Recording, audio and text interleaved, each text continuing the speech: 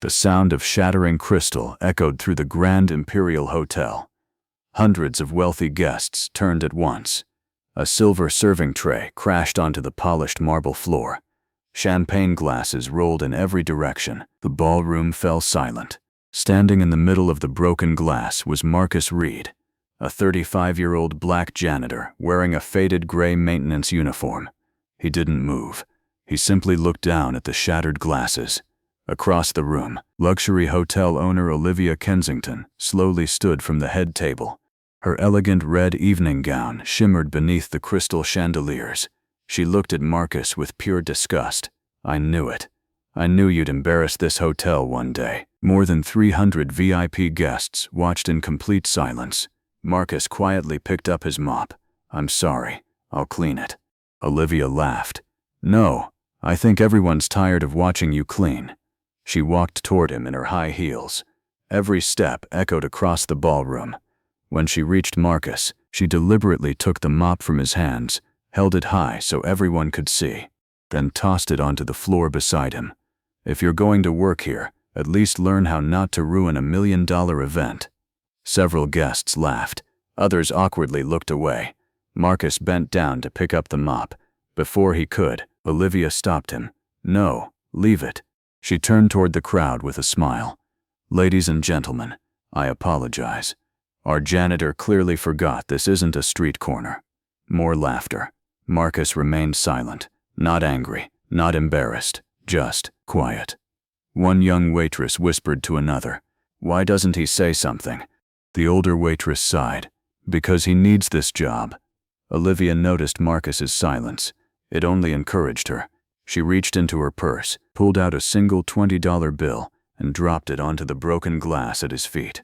"Here, buy yourself a better uniform." The ballroom erupted with uncomfortable laughter. Marcus slowly looked at the money, then back at Olivia. For the first time, he smiled, not proudly, not sarcastically, almost like he knew something no one else did. Olivia frowned. "What's so funny?" Marcus calmly answered, "Nothing.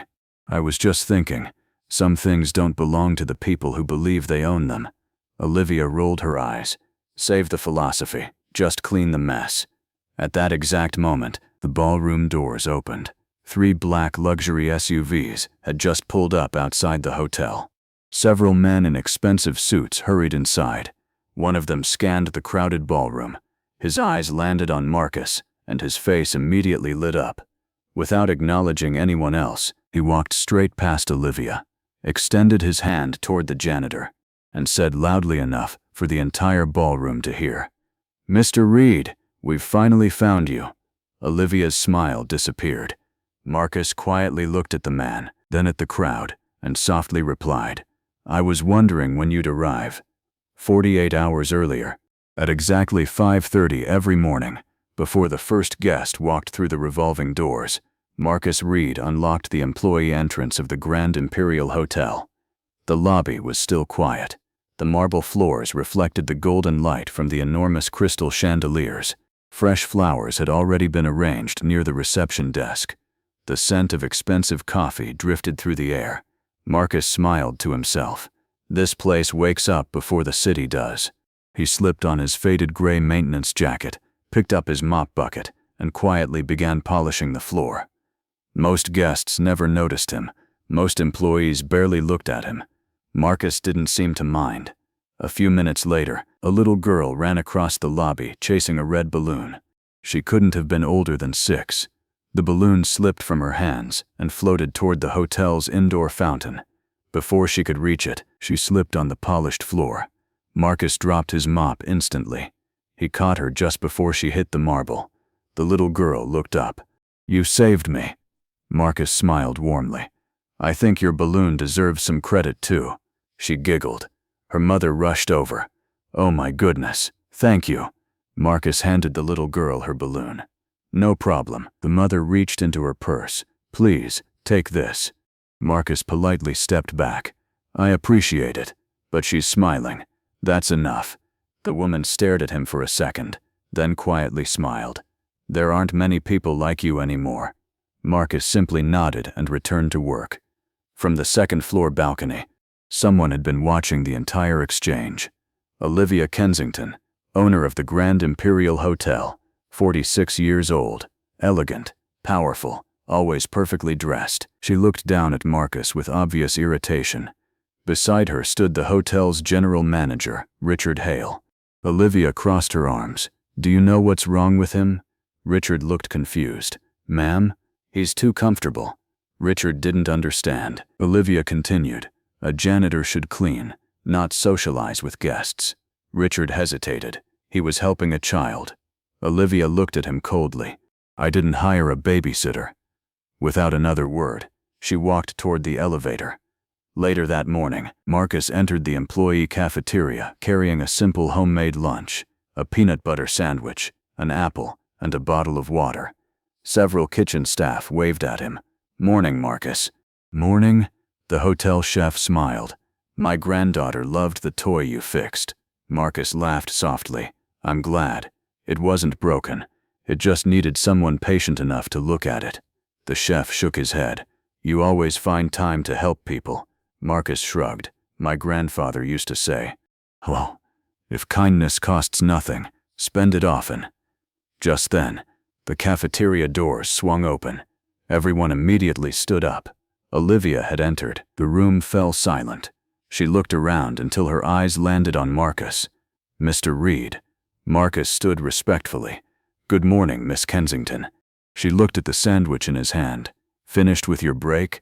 I have another 5 minutes." Olivia checked her watch dramatically. "Not anymore." Marcus quietly placed the sandwich back into his lunchbox. "Of course." As he started walking away, the chef spoke up. "Ma'am, he hasn't eaten yet." Olivia looked directly at the chef. "And?" The chef lowered his head. Nobody spoke again. Marcus simply smiled at the chef. "It's all right. I'll eat later." He picked up his mop and returned to work. By early afternoon, the hotel was preparing for its biggest event of the year, a luxury charity gala attended by celebrities, politicians, and business leaders. Employees rushed through the lobby carrying decorations. Marcus quietly cleaned around them. One nervous waiter accidentally dropped an expensive serving tray. Glasses shattered across the floor. The young waiter froze. "Oh no." Marcus immediately knelt beside him. "It's okay. We'll clean it together." The waiter looked close to tears. "They're going to fire me." Marcus placed a reassuring hand on his shoulder. "No, we'll have this cleaned before anyone notices." The two of them worked quickly. Almost, they finished. Then a sharp voice echoed through the ballroom. "What exactly is going on here?" Every employee froze. Olivia had arrived. She looked at the broken crystal glasses, then at Marcus. Without asking a single question, she assumed he was responsible. Her voice echoed across the empty ballroom. "I leave for one meeting, and you already find a way to disgrace this hotel." Marcus slowly stood. "It wasn't," she cut him off. "I don't want excuses." The frightened waiter tried to speak. "Ma'am, it was actually my..." Olivia silenced him with one cold look. "I wasn't talking to you." Marcus looked at the terrified young waiter, then back at Olivia. He understood exactly what was happening. If he defended himself, the waiter would lose his job. So Marcus quietly lowered his head. "I'm sorry." Olivia smiled with satisfaction. "I thought you would be." She pointed toward the ballroom floor. "Clean every piece of glass, and don't let a single guest see your face tonight." Marcus nodded once. "Yes, ma'am." As Olivia walked away, the young waiter whispered, "Why did you take the blame?" Marcus picked up another piece of broken crystal. "Because sometimes, protecting someone else's future was worth sacrificing your own reputation." The waiter stared at him in silence. At that moment, neither of them noticed a distinguished older gentleman standing near the ballroom entrance. He had witnessed the entire conversation, and unlike everyone else, he wasn't watching the broken glass. He was watching Marcus, with quiet admiration. The older gentleman remained near the ballroom entrance. He watched quietly as Marcus swept the last pieces of broken crystal into a dustpan. No complaints, no excuses, no anger, just quiet determination. The gentleman smiled to himself. Character always reveals itself when nobody's watching. Then he quietly walked away. Marcus never noticed him. By early evening, the Grand Imperial Hotel looked nothing like it had that morning. Luxury cars lined the entrance. Valets rushed from one vehicle to another. Television cameras waited outside. The annual Children's Hope Charity Gala had officially begun. Inside, more than 300 influential guests filled the grand ballroom. Business executives, celebrities, judges, professional athletes. Every table sparkled beneath enormous crystal chandeliers. Olivia Kensington stood proudly on stage. "Welcome, everyone. Tonight, we celebrate generosity." The crowd applauded. Marcus quietly entered through the side employee door carrying fresh supplies. His job was simple: refill water glasses, collect empty plates, stay invisible. Exactly the way Olivia preferred. Near table 7, an elderly guest accidentally knocked over his walking cane. Before anyone else reacted, Marcus gently picked it up. "Here you are, sir." The elderly man smiled. "Thank you, son." Marcus noticed the man's chair had become unsteady. One of its legs was loose.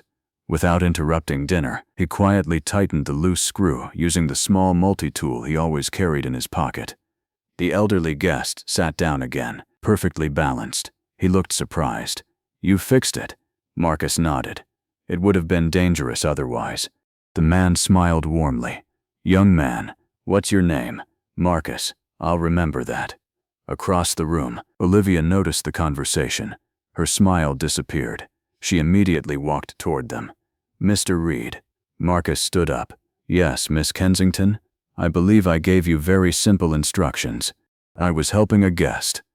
I hired servers to help guests. I hired you to clean." The elderly gentleman frowned. "He was only helping me." Olivia forced a polite smile. "I'm terribly sorry, sir. Our janitor sometimes forgets his responsibilities." Marcus lowered his eyes. "I'm sorry." The elderly man looked uncomfortable. "He has nothing to apologize for." Olivia ignored the comment completely. "Mr. Reed, the kitchen floor needs attention, immediately." Marcus nodded. "Yes, ma'am." As he walked away, the elderly guest quietly watched him disappear through the service doors. Then he looked toward Olivia. "You've got a good employee." Olivia smiled confidently. "I have plenty." The gentleman answered calmly.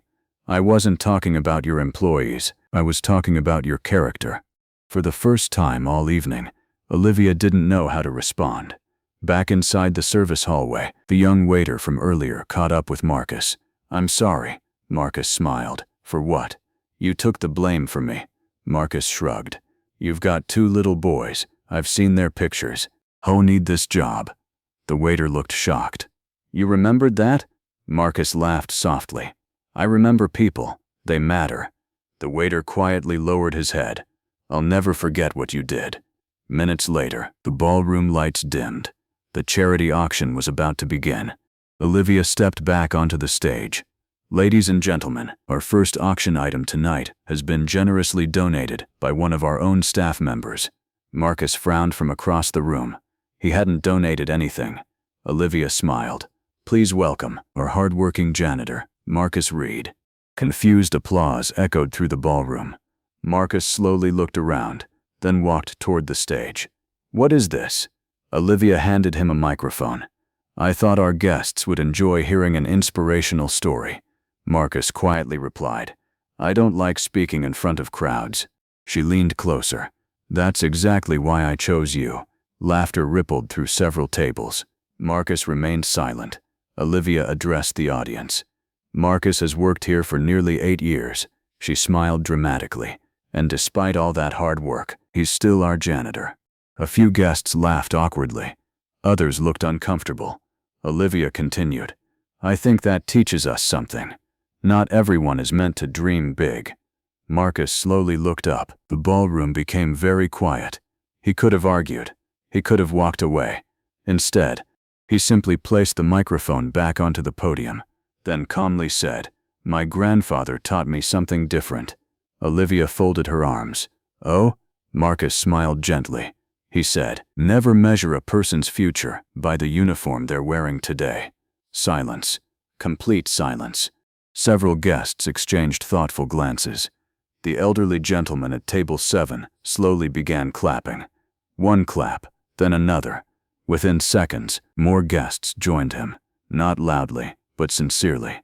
Olivia's smile faded. She hadn't expected that. She quickly took the microphone back. "Thank you, Marcus. You may return to work." Marcus nodded politely. "Of course." He stepped off the stage without another word. As Marcus disappeared through the service doors, the elderly gentleman quietly stood from his table. He adjusted his suit, looked toward Olivia, then toward the hotel windows. Outside, a convoy of black luxury SUVs had just stopped beside the historic building next door. Several executives stepped out carrying leather briefcases. The gentleman smiled, softly, almost to himself. "It looks like they're finally here." The black SUVs stopped one after another beside the historic brick building next door. Luxury executives stepped out wearing tailored suits. One carried a thick leather portfolio, another carefully held a silver briefcase. Guests near the ballroom windows began whispering, "Who are they? They don't look like hotel guests." Olivia noticed them immediately. Her eyes lit up. She turned toward Richard, the general manager. "Finally, they're here." Richard looked confused. "You were expecting someone." Olivia smiled confidently. "Of course. They're probably here about the expansion project." For nearly 2 years, Olivia had dreamed of buying the old brick building next door. If she owned it, she could double the size of the Grand Imperial Hotel. Luxury suites, a rooftop restaurant, a private spa. It would become the most prestigious hotel in the city. There was only one problem. No one knew who owned the building. Every offer had been rejected. Every letter had gone unanswered. The mysterious owner had never revealed himself. Olivia had always believed, sooner or later, he would have to sell. Inside the ballroom, the elderly gentleman from table 7 quietly stood up. He buttoned his jacket, then slowly walked toward the hotel entrance. Marcus noticed him passing by.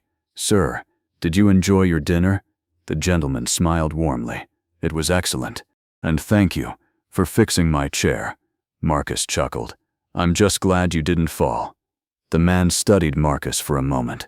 "You help people, even when they don't appreciate it." Marcus shrugged. "My grandfather used to tell me, character isn't something you wear. It's something people remember after you've left." The gentleman smiled. "He sounds like a wise man." He was. Marcus looked toward the old brick building through the glass doors. "I still think about him every day." The gentleman noticed the way Marcus looked at the building, as if it meant something special. Outside, 3 executives stood beside the sidewalk examining architectural drawings. One of them looked frustrated. "We've flown here 3 times, and we still haven't met the owner." Another checked his watch. "He specifically asked us to come tonight, so he'll come." Olivia confidently walked outside. "Good evening, gentlemen." The executives turned politely. "I'm Olivia Kensington, owner of the Grand Imperial Hotel. I believe you're here regarding the property next door." The tallest executive smiled courteously. "That's correct." Olivia extended her hand. "I'd be happy to discuss terms." The executive shook his head. "I'm sorry, but we're not here to meet you." Her smile stiffened. "I'm afraid there's been a misunderstanding. I've been negotiating this property for years." "I know," the executive replied politely. "But our meeting is with the owner." Olivia laughed lightly. "Then perhaps you should tell me who that is." The executive smiled. "I would, if he weren't already here." Olivia looked around. There was no one nearby except hotel staff, valets, waiters, and Marcus, still wearing his faded maintenance uniform, still carrying a mop bucket toward the employee entrance. The executive's eyes suddenly locked onto him. His face brightened immediately. "There he is." Without another word, he walked straight past Olivia, past the general manager, past the VIP guests, directly toward Marcus. Marcus looked surprised. "Good evening." The executive extended both hands warmly. "Mr. Reed, my name is Charles Whitman. I'm sorry we're late. We've been trying to reach you all afternoon." Marcus smiled apologetically. "I've been working. I figured." Charles laughed. "We've all been waiting." Olivia stared in complete disbelief. Her eyes moved back and forth between the billionaire executive and her janitor. She finally spoke. There must be some mistake. Charles turned toward her. No mistake at all. He looked back at Marcus. We're ready whenever you are. Marcus glanced down at his gray maintenance uniform. I'm still on shift. Charles smiled. We don't mind waiting. Marcus shook his head politely. No, I've never kept people waiting. He carefully leaned his mop against the wall, removed a small set of old brass keys from his pocket, and quietly said, If you'll follow me, I'll unlock the building. Olivia frowned. The building? Marcus smiled gently. The one next door. He walked toward the historic brick entrance, slipped one weathered brass key into the old wooden door. The heavy lock clicked open. Marcus turned the handle, then politely held the door open for the executives. After you, gentlemen. The executives entered with smiles. Marcus followed behind them. The door slowly closed, leaving Olivia Kensington standing speechless on the sidewalk, staring at the one building she had spent years trying to buy. Now realizing the quiet janitor she had humiliated every single day had owned it all along. The heavy wooden door closed behind Marcus. For several seconds, Olivia Kensington didn't move. She simply stared at the historic building. Richard, the general manager, looked just as confused. Marcus? The janitor? Olivia shook her head. No, that's impossible. She marched toward the building. I'm ending this nonsense. Inside, the building looked nothing like its worn exterior suggested. The lobby had been beautifully restored. Original hardwood floors gleamed beneath elegant chandeliers.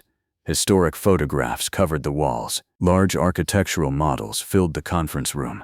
It wasn't abandoned. It was being carefully preserved. Marcus removed his gray maintenance jacket and neatly folded it over a chair. The executives exchanged respectful smiles. Charles Whitman extended his hand once again. Mr. Reed, it's an honor to finally meet you. Marcus shook his hand warmly. The pleasure is mine.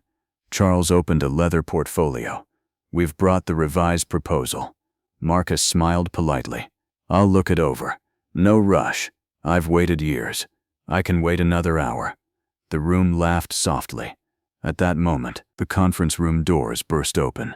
Olivia stormed inside. Richard hurried after her.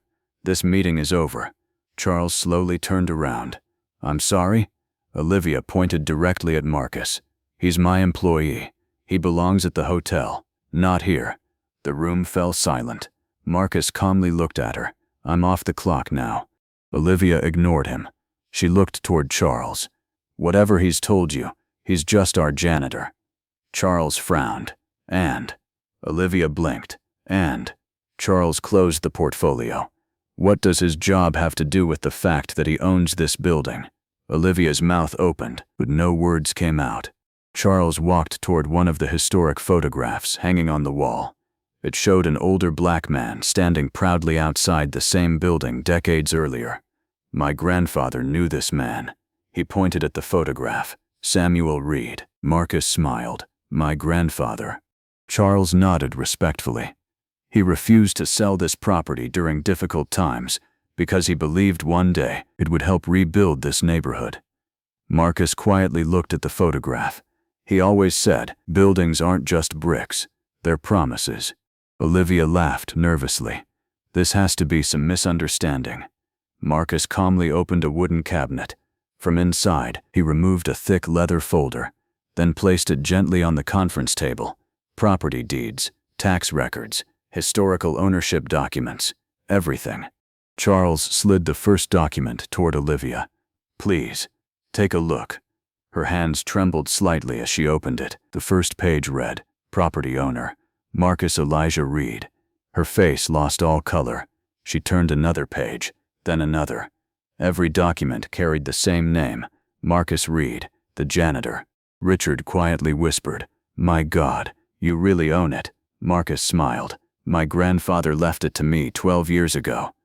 Olivia stared at him. 12 years. You've worked for me for 8 years. Marcus nodded. Yes. She looked completely confused. But, why? If you owned this place, why would you clean floors? Marcus answered without hesitation. Because honest work has never embarrassed me. Silence filled the room. Marcus continued. My grandfather swept these same floors when he was young. He taught me something I'll never forget. No job that serves people is beneath you. Charles smiled. That's exactly why we wanted to work with you. Olivia suddenly leaned forward. I'll double my offer. Charles looked surprised. She continued quickly. No, triple it. Marcus smiled politely. I'm not selling. Her eyes widened. Everyone sells. Marcus slowly shook his head. No. Everyone has a price. I have a purpose. She frowned. What purpose? Marcus walked toward the window overlooking the neighborhood. Children played basketball on a cracked court. Several small family-owned shops sat empty.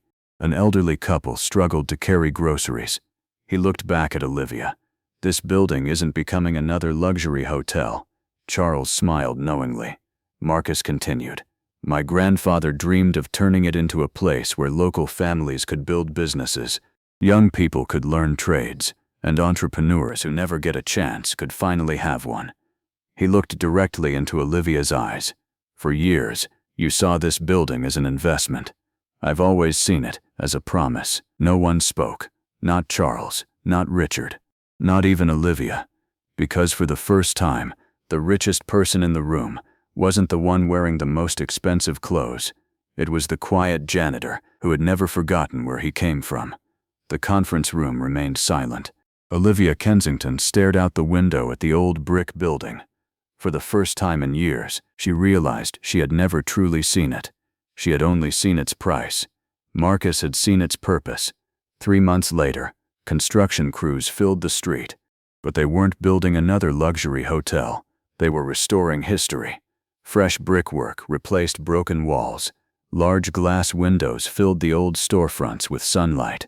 New trees lined the sidewalks. The faded sign above the entrance had been replaced with elegant bronze letters. The Reed Community Center. People gathered outside long before the ribbon-cutting ceremony began. Small business owners, teachers, veterans, families, college students, children.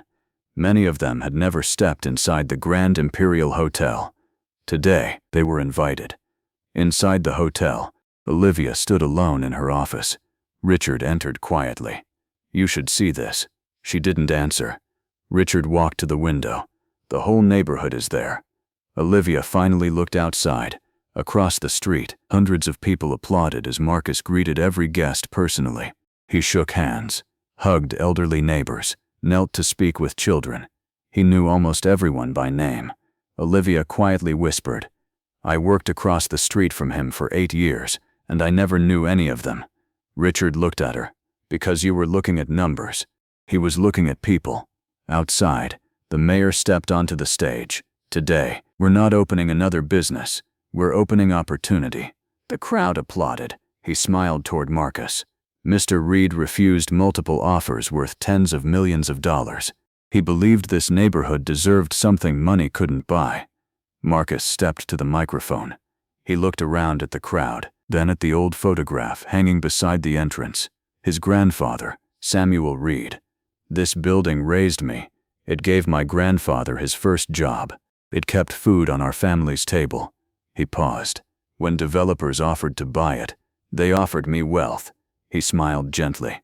But my grandfather already left me something far more valuable, a reason to give back. The crowd applauded. Marcus continued. Inside this building, you'll find free business offices for local entrepreneurs, classrooms for job training, a scholarship center for students, and every Saturday, our kitchen will serve free meals to anyone who needs one. A young woman in the crowd raised her hand. Why? Marcus smiled. Because somebody once believed in my grandfather, before anyone believed in him. I owe that kindness forward. Several people wiped away tears. Across the street, Olivia watched from her office window. She noticed something unexpected. The same hotel employees she had ordered to attend charity galas were crossing the street on their lunch breaks. The young waiter Marcus had protected. The chef, the housekeepers, even Richard. One by one, they joined the celebration. Olivia stood alone. For the first time, her luxury hotel felt empty. Later that afternoon, Richard returned carrying a small envelope. It was left at the front desk, for you. Olivia opened it. Inside was a handwritten invitation. "You're welcome anytime, Marcus Reed." No anger, no sarcasm, no revenge, just an invitation. She quietly folded the card. Richard smiled. "He doesn't hate you." Olivia stared through the window again. "I know. I just wish I had known him before today." As the sun began to set, children laughed outside the new community center. Local musicians played live music. Families filled the courtyard. The once forgotten building had become the heart of the neighborhood. Marcus stood beside the bronze statue of his grandfather near the entrance. Emma ran over and hugged him tightly. "Dad, Grandpa would have loved this." Marcus looked at the statue. His eyes filled with emotion. "I hope so." Emma smiled. "I know so." Charles Whitman walked over. "You know, you would have made far more money selling the building." Marcus laughed softly. "I've made enough." Charles looked around at the smiling families. "What do you mean?" Marcus smiled. "I measure wealth a little differently." He looked at the children running through the courtyard, at the young entrepreneurs unlocking their first offices, at the elderly neighbors drinking coffee together, then quietly said, "Money builds buildings, but kindness builds communities." The crowd erupted into applause as the ribbon officially fell. Marcus looked once more at his grandfather's photograph hanging above the entrance. The same man who had taught him that dignity doesn't come from titles, expensive suits, or the size of a bank account. It comes from the way you treat people, especially when no one is watching. Across the street, the Grand Imperial Hotel still sparkled beneath its crystal chandeliers. But that evening, the brightest light in the neighborhood was shining from the old brick building everyone had once overlooked. The end.